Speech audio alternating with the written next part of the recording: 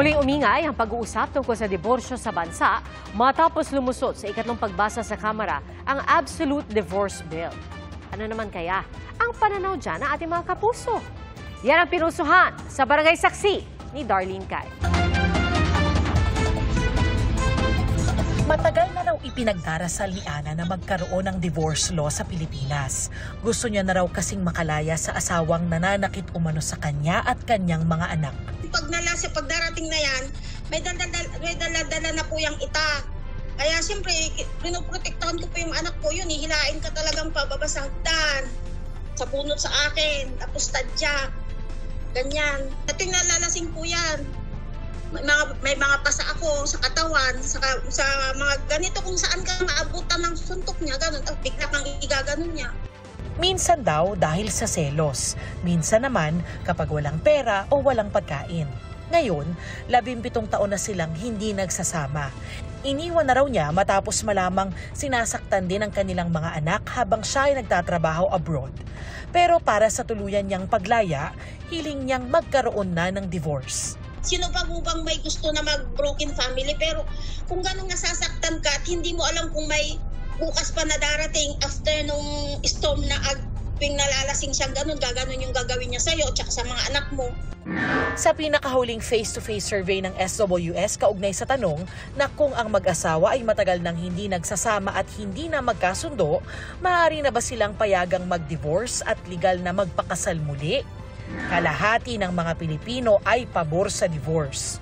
50% ng mga sinurvey o 5 sa 10 ang sumang-ayon. 31% ang hindi sang-ayon. 17% naman ang undecided o hindi makapagdesisyon. Pabor. Bakit? Kasi kung hindi na nagkakaintindihan ng isang mag-asawa, mas maganda na mag-divorce na lang. Kasi nag-aaway, di ba? Hindi nagkakaintindihan na. O di maghiwalay na lang. No, ako napagtiisan ko almost 55 years. But ng babae yun pero pinagpasensyang ko lahat. Hindi po, kasi pagka sa simbahan, yan ang pinahahawakan natin. Para kay Gina, walang gusot na hindi maaayos ang mag-asawa. Kaya hindi siya pabor sa pagkakaroon ng divorce law. Hindi natin kailangan ng divorce sa Pilipinas. Kung mag-aaway mang mag-asawa, may counseling. Ang importante, communication. At kung may pang-aabusong pisikal, sexual, verbal o emotional, may ibang batas naman daw tayo para sa mga ito. Bilang miyembro ng Couples for Christ at Family Life and Commission ng kanilang simbahan, tumutulong daw siya sa mga mag-asawa sa kanilang simbahan. Naniniwala raw siyang pahihinain ng diborsyo ang pundasyon at kabanalan ng kasal. Yung susunod na henerasyon, pag naging batas yan, ang isip ng mga kabataan ngayon, pwede ako mag-boyfriend ngayon, after 2 months, pwede ko na i-divorce. Dito sa Pilipinas, may legal separation at annulment. Pero magkaiba ang grounds o mga kinakailangan para ibigay yan sa mag-asawang gustong maghiwalay. Yung legal separation is just separation from bed and board. Kasi when you get married, ang isang obligasyon is to live together as husband and wife. So nawawala yung obligasyon na yon. Pero kahit na magkaroon kayo ng legal separation, you're still married to each other. Which means that you cannot get married again. Mas masalimuot naman ang annulment o iyong pagdedeklarang walang bisa ang kasal. Sa ilalim ng Family Code of the Philippines, may ilang grounds na kailangang patunayan para mapawalang bisa ang kasal. For annulment, which assumes that there was a marriage, and then you need to annul it for grounds given by law. But the grounds are very specific. And you have to prove, ang common to all of these grounds, you have to prove that all those grounds were existing at the time of the marriage. Para sa GMA Integrated News, ako si Darlene Cai, ang inyong saksi. Sa malapitang kuha, kita ang paglabas ng labat usok sa maninipis na butas ng Mount Kilauea sa Hawaii. 1 kilometro po ang haba ng fissure system ng bulkan na isa sa pinakaaktibo sa buong mundo. Tumagal naman ng 2.5 minuto ang pagputok ng Mount Ibu sa Indonesia. Umabot ng 5 kilometro ang ibinugang ash plume. Inirekomenda ng otoridad na ipagbawal ang pagpasok sa loob ng 7 kilometro sa paligid ng bulkan. Nabulabog ang isang music festival sa Mati City sa Davao Oriental. Bigla kasing nagkaroon ng sunog dahil sa paputok. Unang nasunog ang trapal na ginawang silungan ng mga dumalo.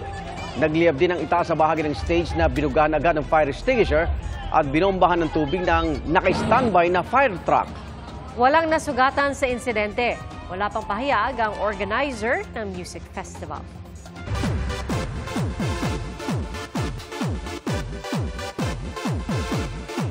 Nostalgic feels ang hatid ng concert ni Kichi Nadal nitong weekend, lalo na mag-reunite on stage ang female rock stars ng early 2000s. Balik Pilipinas naman si Sandara Park. Kasama pa ang Korea actor na si Jung Il-woo. Ating saksiyan. Ako pa rin ang tunay na reyna ng Lene. Abisala, Hara Amihan. Hype na hype ang Encantadia fan sa pasilip na transformation ni Kylie Padilla bilang si Sangre Amihan. Sa dulo ng video, makikita ang 6/9/24 o June 9, 2024 na petsa kung kailan mapapanood ang buong transformation video. Full support ang kanyang Sangre sister na si Danaya played by Sanya Lopez. Ganoon din sina Mikey Quintos at Rochelle Pangilinan. Tanong ng fans, mapapanood nga ba ulit si Kylie bilang Amihan kasama ang bagong henerasyon ng mga Sangre?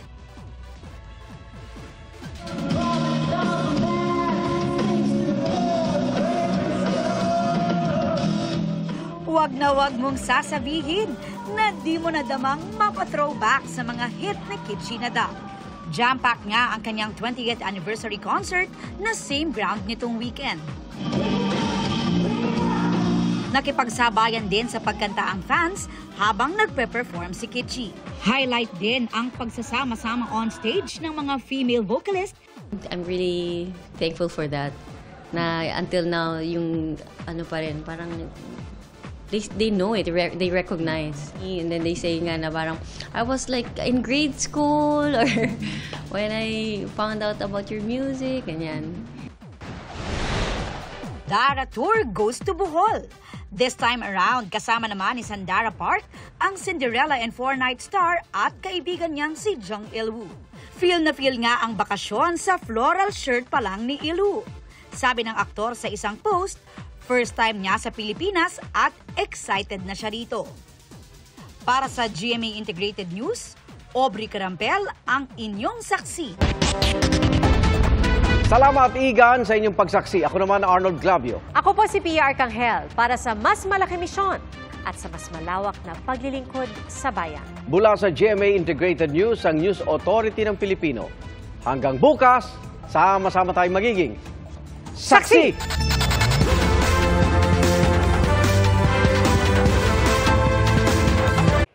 Mga kapuso, sama-sama tayong maging saksi. Mag-subscribe sa GMA Integrated News sa YouTube at para sa mga kapuso abroad, samahan niyo kami sa GMA Pinoy TV at sa www.gmanews.tv.